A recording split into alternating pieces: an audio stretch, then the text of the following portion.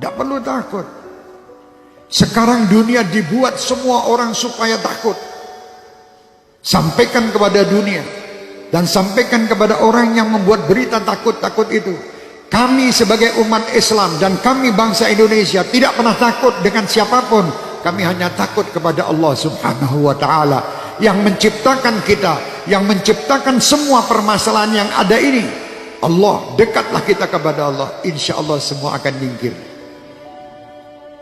Bingung sekolah Indonesia ini, dunia semua dengan corona. Astagfirullahaladzim. Kenapa tidak takut sama Allah? Anda lebih takut membeli alat-alat untuk mencegah supaya tidak kena corona, tapi Anda tidak pernah mendatangkan ustadz untuk menyegah anak cucu kalian masuk neraka. Tidak pernah. Pernah ragat untuk ngurusi anak cucu supaya tidak masuk neraka? Tidak pernah. Tapi kalau berita corona, apapun dijual guna untuk membeli supaya selamat daripada corona. Mau mati sekarang, mati besok tetap mati. Sudah tidak bisa, kita mau lari dari kematian, tidak bisa. Supaya kita selamat, ayo dekat kepada Allah. Tidak ada mudarat. Siapa yang meninggal kena virus, pasti yang sudah ditetapkan Allah harus meninggal pada waktu yang ditetapkan. Didatangkan malaikat pencabut nyawa atas perintah Allah, lewat sakit kena virus. Tanpa kena virus itu pun yang meninggal tiap waktu tetap terjadi. Lalu apa yang harus kita lakukan? Apakah kita panik? Jangan. Panik tidak menyelesaikan masalah. Kita baca mengapa syariatnya Allah takdirkan ada ini. Oh, makan tidak terjaga, hidup yang kotor, dan berbagai hal yang kita bisa dapatkan informasinya.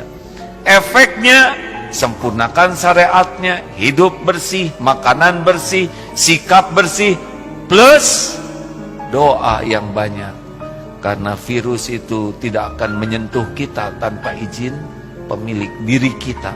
Tubuh ini milik Allah hadirin, bukan milik kita. Tubuh ini tidak akan terluka sedikit pun tanpa izin pemiliknya. Tubuh ini tidak bisa mati kecuali dengan izin pemiliknya, Allah Subhanahu wa ta'ala. Oleh karena itu, mendengar virus corona, yang harus diingat bukan virusnya, tapi pencipta, penguasa, pemilik segala-galanya, Allah Subhanahu wa ta'ala. Dan kita harus tahu bahwasanya musibah itu bisa Allah timpakan kepada siapa saja. Fitnah itu akan bisa Allah timpakan kepada bukan orang yang berbuat zalim. Yang la tusiban alladziina dzalamu minkum khassah, tidak akan menimpa kepada orang yang bermaksiat saja, tidak. Bisa saja yang ridho dengan orang bermaksiat akan ketimpa juga. Mungkin semacam itu. Jadi ada sebuah tempat dia melakukan kemaksiatan lalu Allah timpakan musibah. Orang berimannya kena. Cuman buahnya orang beriman ini nanti tetap selamat di akhirat. Baik. Jadi semacam itu, musibah akan selalu ada. Hari ini ada ini, ada itu, kan selalu ada. Dan musibah dihadirkan oleh Allah bukan karena Allah tidak mampu untuk mengangkatnya, untuk mengangkat orang yang sadar kalau itu musibah dan bagaimana menyikapi musibah. Jadi Allah yang mengangkat derajat seorang hamba itu bermacam-macam cara. Ada jadikan ahli ibadah, kaya raya, sedang menderma, punya ilmu, jadi ulama, dan seterusnya. Ada dikasih sakit, kasih bencana, macam-macam. Itu kan kisah dunia. Kalau pengen nggak ada ujian, nanti masuk surga, nggak ada ujian. Baik. Lalu bagaimana sikap kita di saat kita melihat musibah yang menimpa satu kaum misalnya? Pertama, kembali kepada Allah Subhanahu wa ta'ala. Tadi kami sampaikan. Kembali kepada Allah. Banyaklah istighfar kepada Allah. Jadi kalau ada musibah itu adalah jangan sombong kepada Allah. Karena bisa saja musibah itu karena dosa-dosa kita. Banyak istighfar kepada Allah agar Allah jauhkan dari musibah. Istighfar yang banyak. Istighfar. Astagfirullah. Apa yang terjadi setelah datang virus corona? Apa yang terjadi?